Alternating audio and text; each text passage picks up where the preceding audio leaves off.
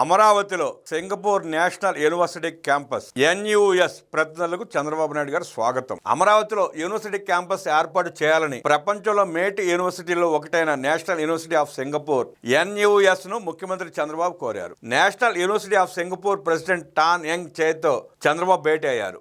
ఏపీలో NUS international branch లేదంటే satellite campus ఏర్పాటుకు ప్రతిపాదించిన ముఖ్యమంత్రి అమరావతిలో ప్రపంచ స్థాయి విద్యా సంస్థల ఏర్పాటు లక్ష్యంగా పనిచేస్తున్నట్టు తెలిపారు. ఇప్పటికే ప్రతిష్టాత్మక విద్యా సంస్థలు రాజధాని ప్రాంతంలో కార్యకలాపాలు మొదలుపెట్టాయని వివరించారు.